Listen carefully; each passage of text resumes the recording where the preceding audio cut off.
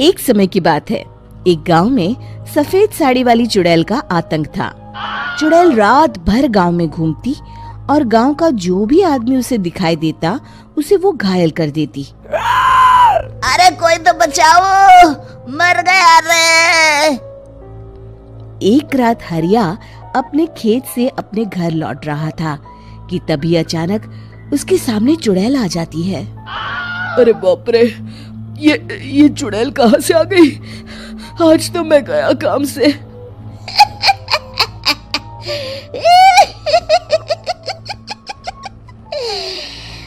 आज मुझे मेरा शिकार मिल गया।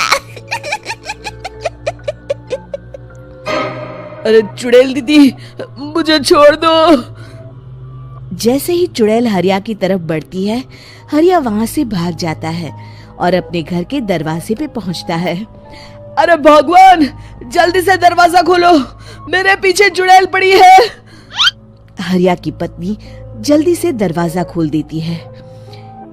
अरे आप इतना हाफ क्यों रहे हैं? अरे मेरे पीछे चुड़ैल पड़ी है, आज तो मैं बाल बाल बच गया। जल्दी से सभी दरवाजे और सभी खिड़कियों को बंद करके बत्ती बुझा दो। तभी चुड़ैल हरिया के घर के पास पहुंच जाती है। अरे वो आदमी कहाँ गायब हो गया? मैं भी देखती हूँ आखिर कब तक बचेगा।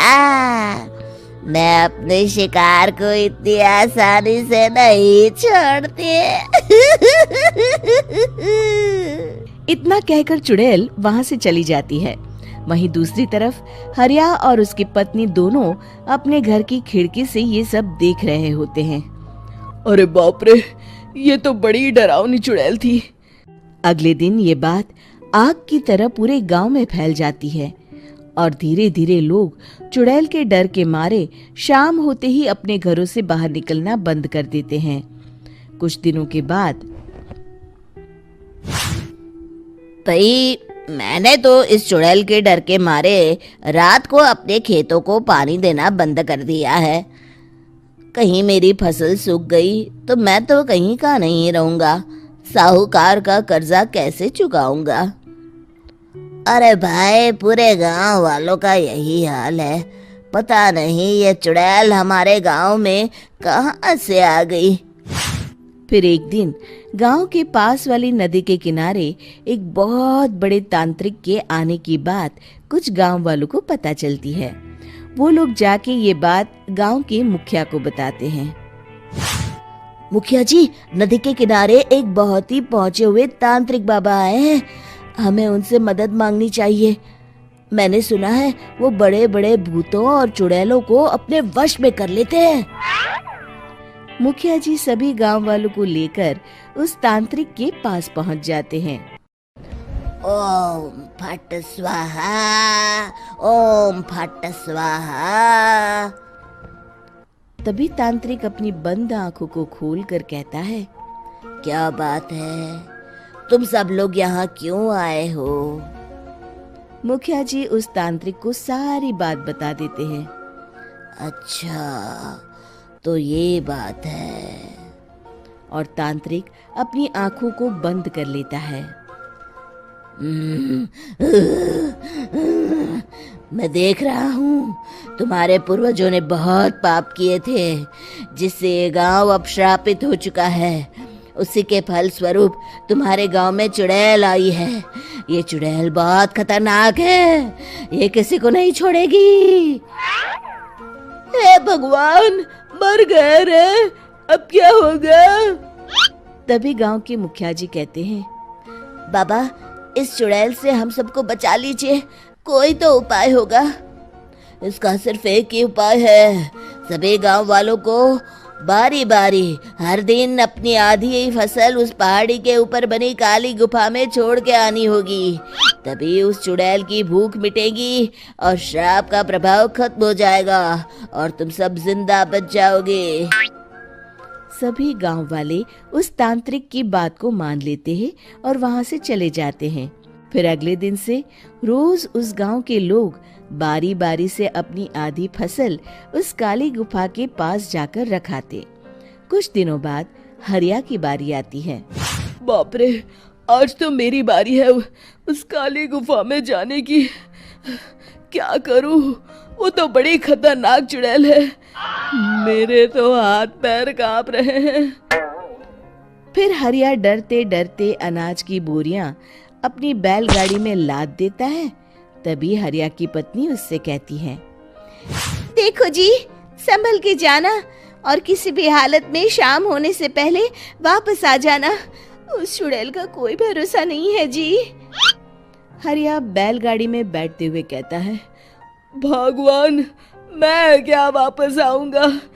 लगता है अब तो मेरी खबर ही आएगी। इतना कहकर हरिया वहां से चला जाता है। रास्ते में जंगल से गुजरते हुए हरिया की बैलगाड़ी का एक चक्का बड़े गड्ढे में फंस जाता है। हे भगवान, अब ये क्या मुसीबत है? हरिया नीचे उतर के पूरी ताकत से अपनी बैलगाड़ी को गड्ढे से निकालने की कोशिश करता है। बहुत देर मेहनत करने के बाद हरिया की बैलगाड़ी उस गड्ढे से बाहर निकल जाती है। हे भगवान, अब तो शाम होने वाली है। आज तो मैं गया काम से। जैसे तैसे हरिया काली गुफा में पहुंच जाता है। अरे मर गया रे, यहाँ तो चारों तरफ डरावना माहौल है। मैंने यहाँ आने में बहुत देर कर दी, कहीं चुड़ैल नाराज ना हो जाए। हरिया अनाज की बोरियां वहां रख के जैसे ही जाने लगता है, तभी उसे किसी के आने की आवाज सुनाई देती है। हरिया एक कोने में छुपकर अंदर देखने लगता है। चुड़ैल वहां आती है और फिर अपने चेहरे से नकली चुड़ैल का मुखौटा निकाल देती है। हरिया ये देख के हक्का बक्का रह जाता है। तभी चुड़ैल कहती है, भैया यहाँ आना। आज तो बहुत अनाज आया है, इसे मिलाकर अब हमारे पास ढेर सारा अनाज जमा हो गया है। कल ही हम इसे शहर में बेच आएंगे और माला माल हो जाएंगे।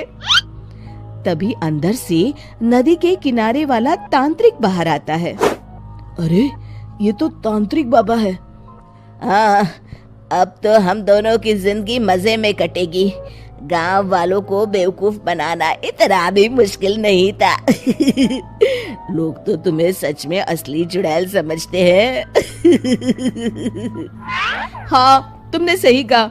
अब ये गांव वाले चुड़ैल के डर से जिंदगी भर इस काली गुफा में अनाज पहुंचाते रहेंगे। अच्छा, तो ये बात है। ये दोनों पूरे गांव वालों को बेवकूफ बना रहे हैं। अभी जाकर सबको बताता हूँ। हरिया उन दोनों की पूरी बातें सुन लेता है और जल्दी से वापस गांव में आता है। गांव वालों को पूरी बात बता देता है। इससे पहले वो दोनों हमारा अनाज लेकर शहर जाए, हमें उन दोनों को पकड़ना होगा। उधर दूसरी तरफ नकली तांत्रिक और नकली चुड़ैल बनी औरत एक बड़ी गाड़ी में सारा अनाज लाद के वहां से निकलने की तैयारी कर रहे होते हैं। जल्दी करो, इससे पहले हमें कोई देख ले। हमें यहाँ से निकलना होगा। और तभी वो दोनों देखते हैं कि सामने से सभी गांव वाले अपने अपने हाथों में मशाल लेके आ रहे हैं। दोनों बुरी तरह डर जाते हैं। रुक जाओ, तुम दोनों का भांडा फूट चुका है।